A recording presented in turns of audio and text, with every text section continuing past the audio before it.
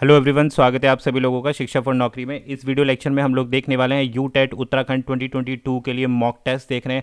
और ये mock test series में जो है सेट नंबर आज हम 10 डिस्कस करने वाले हैं। इंपॉर्टेंट एमसीक्यूज चल रहे हैं हमारे यहाँ पर। और मॉक टेस्ट में सारी चीज़ें मैंने इंक्लूड की हैं। जो क्वेश्चंस हैं वो अलग अलग सब्जेक्ट से इंक्लूड किए हैं यहाँ पर। टेलीग्राम पर ज़रूर कनेक्ट कर लेना, क्योंकि इस वीडियो का पीडीएफ जो है टेलीग्राम पर आपको मिल जाएगा। और आज जो है हम यू टेट उत्तराखंड पेपर 1 के लिए मॉक टेस्ट लगातार डिस्कस कर रहे हैं। प्रीवियस सेट ज़रूर चेक कर लेना।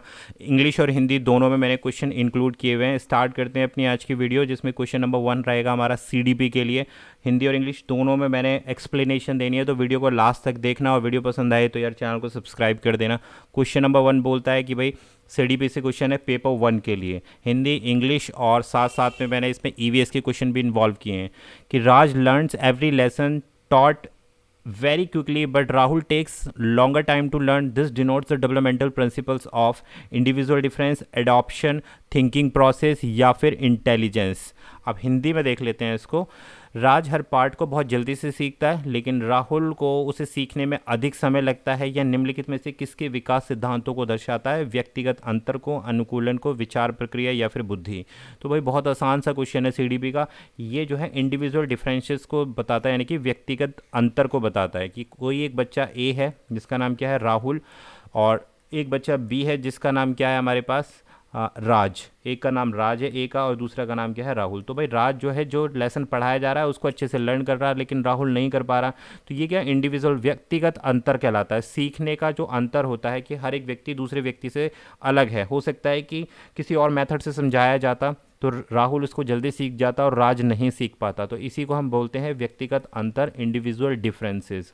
और ये हर टर्म्स में देखा जाता है। देखो, ग्रोथ की टर्म में अगर मैं बात करूँ, वृद्धि और डेवलपमेंट की टर्म में बात करूं, तो भी इंडिविजुअल डिफरेंस देखे जाते हैं। कि आप लोगों ने अपने फैमिली में ही देखा होगा कि आपके ब्रदर या सिस्टर होंगे, तो किसी की ग्रोथ सेम एज में बहुत जल्दी हो जाती है और किसी की ग्रोथ नहीं हो पाती है। तो वो क्या है? इंडिविजुअल डिफरेंसेस कहलाते हैं।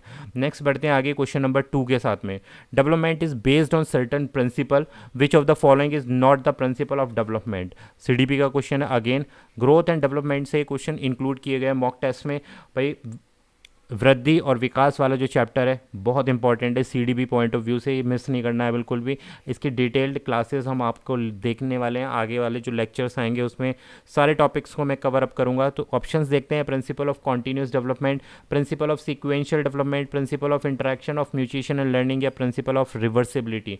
पूछा गया क्वेश्चन में कि कौन सा एक प्रिंसिपल नहीं है रिगार्डिंग डेवलपमेंट। हिंदी में देख लो। कुछ विकास कुछ सिद्धांतों पर आधारित है। निम्नलिखित में से कौन सा विकास सिद्धांत पर बेस्ड नहीं है? सतत विकास का सिद्धांत, अनुक्रमिक विकास का सिद्धांत, परिपक्वता और अधिगम के परस्पर क्रिया का सिद्धांत, या फिर उत्क्रमण का सिद्धांत। तो राइट आंसर है option number D is the right answer.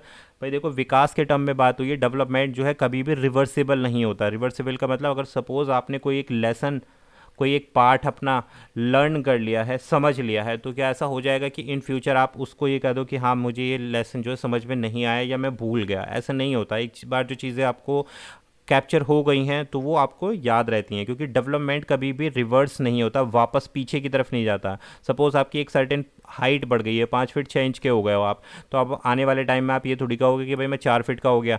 क्यों? क्योंकि मेरा जो डेवलपमेंट है वो वापस पीछे चला गया। ऐसा नहीं होता। डेवलपमेंट क्या है? कॉन्टीन्यूस प्रोसेस है, लगातार सतत रूप में चलने वाली एक प्रक्रिया है। ये कभी भी रिवर्सिबल नहीं हो सकती है, सीधा एक ही लाइन में चलती है और थ्रू आउट द लाइफ चलती है। तो डी इसका राइट आंसर है। ठीक है, नेक्स्ट आता है question number 3। Which of the following या which out of the following is the second agent of socialisation. आपको बताना है कि जो द्वितीय कारक या द्वितीय एजेंट कौन सा है, निम्नलिखित में से कौन सा समाजीकरण का दूसरा घटक है? परिवार और रिश्तेदार, परिवार और पड़ोस, स्कूल, या फिर स्कूल और पड़ोस। आपको ये बताना है। Family and relatives, family and neighbours, school या फिर नेबर्स। तो सेकेंडरी एजेंट सोशलाइजेशन, समाजीकरण जिसमें बच्चे का होता है, उसका जो द्वितीय कारक है वो पूछा गया है। तो राइट आंसर है हमारे पास option number D. School and neighbours जो है क्या है? सेकेंडरी एजेंट है। पहला एजेंट कौन सा है जो सामाजिक करता है बच्चे को? वो होती है उसके पेरेंट्स। ठीक है, फैमिली फैमिली होती है उसकी और पेरेंट्स होते हैं। तो ये क्या है? हमारा पहला एजेंट है। पहला ऐसा घटक है जो बच्चे को सामाजिक करता है। दूसरा घटक कौन सा है, जहाँ पर वो बच्चा मैक्सिमम टाइम स्पेंड करता है स्कूल में। और उसके बाद नेबर्स क्या करते हैं भाई, देखो नेबर जो है पर्सनैलिटी को डेवलप करने का काम करते हैं, बच्चे की थिंकिंग सोच जो होती है, लाइफ स्टाइल जो होती है, काफ़ी प्रभावित होती है पड़ोसियों से। तो ये भी एक डेवलपमेंट सोशलाइजेशन का एक पार्ट होता है जो पड़ोसी होते हैं और स्कूल होता है। तो ये सेकंड घटक है, option D is the right answer. Next बढ़ेंगे क्वेश्चन नंबर 4 के साथ में। Community is an important teaching learning resources in EVS A primary level because, EVS से लिया गया क्वेश्चन है, पेपर 1 को हम डील कर रहे हैं तो ईवीएस हमारे पास आएगा। तो it provides a learning opportunity in real setting, it is a cheap resource, it is an easily available resource, it comprises wise and elderly pupil। तो आपको बताना है कि ईवीएस में प्राथमिक स्तर पर समुदाय एक महत्वपूर्ण शिक्षा और अधिगम संसाधन है, क्योंकि यह एक वास्तविक व्यवस्था में अधिगम का अवसर प्रदान करता है। यह एक सतत संसाधन है, यह आसानी से उपलब्ध संसाधन है, इसमें विवेकिका और बुजुर्ग व्यक्ति शामिल होते हैं। तो राइट आंसर है क्वेश्चन नंबर हम 4 डील कर रहे हैं। क्वेश्चन नंबर 4 के लिए राइट आंसर है ऑप्शन नंबर ए। जो कम्युनिटी होती है, जो समुदाय होता है ईवीएस में, वो क्या करता है, एक लर्निंग अपॉर्चुनिटी प्रोवाइड करता है एक रियल टाइम में, जिससे कि चिल्ड्रन जो है, मेन जो क्वेश्चन का ऑब्जेक्टिव था वो ये था कि ईवीएस जो है टीचिंग लर्निंग रिसोर्सेज में प्राइमरी लेवल पर क्यों इंपॉर्टेंट है, क्योंकि भाई ईवीएस जो है एक लर्निंग अपॉर्चुनिटी प्रोवाइड करता है बच्चों को वास्तविक रूप में, कि वो बच्चा जाकर एंड ऑन द स्पॉट, जिसको हम बोलते हैं ना लर्निंग बाय डूइंग, देखकर सीखना, तो वो ईवीएस हमें प्रोवाइड करता है, प्रत्यक्षीकरण देता है ईवीएस, जिससे बच्चा इंटरेक्ट कर सके किसी भी चीज़ों से या किसी दूसरे पर्सन से, या उनके थॉट्स को समझ सके। तो ये एक ईवीएस का महत्वपूर्ण रोल होता है, इसलिए प्राइमरी लेवल पर और इवन ग्रेजुएशन लेवल तक भी ईवीएस को इंक्लूड किया गया है जो शिक्षा बोर्ड के द्वारा। बढ़ते हैं आगे, क्वेश्चन नंबर 5 आएगा हमारे पास। Chirag a young learner seems to lose interest in the lesson, what teacher should do to bring back his interest in the lesson. भाई एक चिराग एक युवा शिक्षार्थी है, एक विषय में रुचि खोलने लगता है, विषय में उसकी रुचि को वापस लाने के लिए एक शिक्षक को क्या करना चाहिए, कहानी सुनाएं या फिर एक दिलचस्प गतिविधि का संचालन करें, उसे कक्षा से बाहर निकालने के लिए कहें, उसे सोने दे, बच्चे को पढ़ाना और उसके साथ बात करना बंद करें। तो भाई क्या करना चाहिए एक टीचर को, जिससे जो स्टूडेंट है वो इंटरेस्ट लेना शुरू कर दे किसी भी चीज़ में। राइट आंसर है टेल ए स्टोरी और कंडक्ट एन इंटरेस्टिंग एक्टिविटी। जब बच्चा जो है बोर होने लग जाए ना, तो आप उसको स्टोरी टेलिंग करिए, जो आप लेसन उसको पढ़ा रहे हो उसको स्टोरी के फॉर्म में लेके आइए और कुछ इंटरेस्टिंग एक्टिविटी में उसको इन्वॉल्व करिए। ठीक है, जो भी क्रियाकलाप होते हैं जो बच्चे को मनोरंजक के फॉर्म में आप ऐसी लर्निंग दीजिए जिससे बच्चा बोर ना हो और उसका इंटरेस्ट आपकी पढ़ाई में बना रहे। दिलचस्प कहानी आप उसको सुना सकते हैं या फिर कोई भी उसको एक एक्टिविटी दे सकते हैं। तो option number A is the right answer. Next आता है question number 6। National curriculum framework 2005 strongly recommends that teaching of EVS at primary stage should primarily aim at. भाई एनसीएफ से आपके पास ज़रूर क्वेश्चन आता है, एनसीएफ 2005 के बारे में बात हो रही है, तो ये बोला गया है कि ईवीएस जो है प्राइमरी स्टेज पर किस चीज़ पर फोकस करता है according to NCF 2005। Developing understanding of basic concept of the student, memorising basic principle of the subject, linking classroom life learning to the life outside the school, या acquiring skills to carry out experimental independently. तो EVS की बात की गई है, तो देखो कभी भी रट्टाफिकेशन पर एनसीएफ नहीं जोड़ देता, तो इसलिए ऑप्शन नंबर बी यहाँ से हट जाएगा। राइट आंसर क्या रहेगा हमारे पास क्वेश्चन नंबर 6 के लिए, option number C, linking classroom learning to the life outside the school, कि आप इस प्रकार की लर्निंग करें, इस प्रकार की शिक्षा ग्रहण करें जो आपको स्कूल से बाहर की लाइफ में इस्टेब्लिश होने में या कनेक्ट करने में या फिर अनुकूल बनाने में आपकी हेल्प करे, यानी कि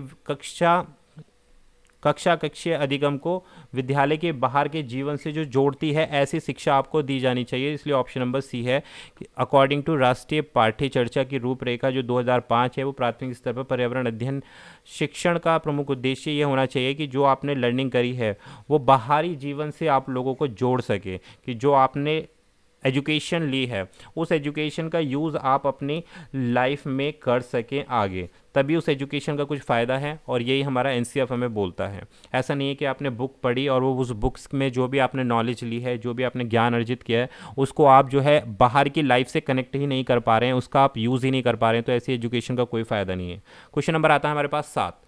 क्वेश्चन 7 बोलता है science of colours is called, जो साइंस ऑफ कलर यानी कि ऐसा विज्ञान जिसमें केवल रंगों का अध्ययन किया जाता है वो क्या कहलाता है? क्रोमेटिक्स कहलाता है, ऑर्निथोलॉजी कहलाता है, बंटिंग कहलाता है, या फिर रेनबो कहलाता है? भाई रेनबो तो होगा नहीं, आपको पता है, लेकिन कई सारे लोग इसमें रेनबो भी आंसर कर सकते हैं क्योंकि रेनबो में क्या होते हैं? कलर्स होते हैं। लेकिन ये क्या है? ये एक नेचुरल फिनोमिना होता है, ठीक है। तो रेनबो यहाँ पर इसलिए नहीं आएगा। राइट आंसर क्या है? क्रोमेटिक्स। क्रोमेटिक्स ऐसी शाखा है विज्ञान की जिसमें कलर्स की स्टडी की जाती है। ऑर्निथोलॉजी क्या है भाई? ये स्टडी ऑफ बर्ड्स कहलाती है। जब भी आप पक्षियों पर स्टडी करते हैं तो उस शाखा को विज्ञान की हम क्या बोलते हैं? ऑर्निथोलॉजी बोला जाता है। क्लियर हो गई? नेक्स्ट आता है बंटिंग। ये होता है कलेक्शन ऑफ फ्लैग्स, जो होता है वो बंटिंग कहलाता है। Option A is the right answer for question number 7। Next आता है question 8। Renita, an English teacher, wants her student to learn how to write a good paragraph in English. What does writing a good paragraph on the topic involve? English का लिया गया question है और English grammar से question पूछा गया है कि रीता एक इंग्लिश टीचर है, वो अपने एक स्टूडेंट को पैराग्राफ लिखने के लिए देना चाहती है। तो एक अच्छे पैराग्राफ को टॉपिक में क्या चीज़ इन्वॉल्व होनी चाहिए, एक अच्छे पैराग्राफ के अंदर क्या चीज़ आनी चाहिए? क्लियर आइडियाज़ होनी चाहिए, प्रेजेंटेशन होना चाहिए, कंसिस्टेंसी होनी चाहिए, एक्सटेंसिव वोकेबलरी होनी चाहिए, करेक्ट पंचुएशन एंड टेंस होना चाहिए, the readable and flowery handwriting होनी चाहिए। तो क्या बेस्ट चीज़ है जो मौजूद होनी चाहिए एक अच्छे एस्से में या एक अच्छे पैराग्राफ में? तो राइट आंसर है ऑप्शन नंबर ए कि भाई जो भी आप पैराग्राफ लिख रहे हो उसमें आपके जो भी आइडियाज़ हैं वो क्लियर होने चाहिए। आपने जो प्रेजेंटेशन लिखी है चाहे टॉपिक कोई भी हो, और कंसिस्टेंसी ऑफ थॉट्स होनी चाहिए। यानी कि कंसिस्टेंसी का मतलब है कि आप जो निरंतरता को बनाए रखें अपने पैराग्राफ के अंदर। एक अच्छा प्रेजेंटेशन होना चाहिए और जो भी आपने पैराग्राफ लिखा है उसका कुछ ना कुछ गोल होना चाहिए, कुछ ना कुछ उसमें से ऑब्जेक्टिव निकल के आना चाहिए। तो option A is the right answer. Next बढ़ते हैं भाई क्वेश्चन नंबर 9 और ये हमने लिया है हिंदी भाषा से, हिंदी पैडागोजी। हिंदी पैडागोजी का ये क्वेश्चन है, इंपॉर्टेंट क्वेश्चन है भाई। भाषा शिक्षण के संदर्भ में बाल साहित्य का उद्देश्य क्या होता है? किसके रेस्पेक्ट में बोला जा रहा है? भाषा शिक्षण, हिंदी भाषा शिक्षण के संदर्भ में बच्चों को उत्साही पाठक बनाने के लिए प्रोत्साहन करना, बच्चों को साहित्यिक विधाओं से परिचित करवाना, बच्चे को जीवन कौशल सिखाना, या बच्चे को भाषा के नियम की जानकारी देना। तो राइट आंसर है क्वेश्चन नंबर 9 के लिए ऑप्शन नंबर ए, बच्चों को उत्साही पाठक बनाना के लिए प्रोत्साहन करना, यानी कि मोटिवेट करना बच्चे को लैंग्वेज के लिए, भाषा के लिए। आप भाषा पढ़ने के लिए बच्चे को प्रोत्साहित करेंगे, मोटिवेट करेंगे उसको। तो ये भाषा शिक्षण के संदर्भ में बाल साहित्य का उद्देश्य होता है। बाल साहित्य मतलब चाइल्ड लिटरेचर की बात हो रही है यहाँ पे, कि उसका क्या मेन मोटिव होता है लैंग्वेज में, जिससे कि बच्चा जो है मोटिवेट हो सके, कि जो भी साहित्य में जो बच्चा पढ़ रहा है उसको सुनकर वो अपने आप को मोटिवेट फील करे और लैंग्वेज के कॉन्टैक्ट में बना रहे, यानी कि लैंग्वेज सीखने की एक जिज्ञासा बच्चे में बनी रहे। नेक्स्ट क्वेश्चन आता है क्वेश्चन नंबर 10, ये ग्रामर से है हिंदी के। जीभ के प्रयोग के आधार पर अग्र स्वर निम्न में से कौन सा होता है? ए होता है, ई होता है, ऊ होता है, या ओ होता है? तो देखो ग्रामर का क्वेश्चन है, हिंदी ग्रामर का। अब देखो इसमें 3 तरीके के स्वर होते हैं। एक होता है हमारे पास अग्र स्वर, दूसरा होता है हमारे पास मध्य स्वर, तीसरा होता है हमारे पास पश्च स्वर। ठीक है, अब इसका ज्ञान आपके पास होना चाहिए। अग्र स्वर कौन सा होते हैं? जैसे ई हो गया, बड़ी ई हो गया, ए हो गया, या ए हो गया। मध्य स्वर में ए हो गया, और पश्च स्वर में हो गया ऊ हो गया, औ हो गया। तो यहाँ से आप पहचान कर सकते हो। अगर मतलब आगे वाले हिस्से से जो बोले जाते हैं, मध्य से बोले जाते हैं, और जो पश्च का मतलब जो पीछे से बोले जाते हैं। तो ये हो गए हमारे। अब इसमें आप देख सकते हो जीभ के प्रयोग के आधार पर अग्र स्वर कौन सा है निम्नलिखित में से? क्वेश्चन नंबर 10 के लिए राइट आंसर है हमारे पास बी में क्या है? छोटी ई। छोटी ई और बड़ी ई, छोटा ए और बड़ा ए किस में आ रहे हैं? अग्र स्वर में आ रहे हैं। तो option B is the right answer. तो भाई ये थे हमारे आज के मॉक टेस्ट सेट नंबर 10 के इंपॉर्टेंट क्वेश्चन। आई होप आपको समझ में आया होगा। वीडियो पसंद आई हो तो लाइक कर सकते हो, चैनल पर नए हो तो सब्सक्राइब कर देना, टेलीग्राम को ज़रूर कनेक्ट कर लेना। इस वीडियो का PDF मैं वहाँ छोड़ दूंगा, आप वहाँ से डाउनलोड कर सकते हो। यूटेट प्रिपरेशन के लिए चैनल को ज़रूर सब्सक्राइब करें। मिलेंगे आपसे एक और वीडियो में।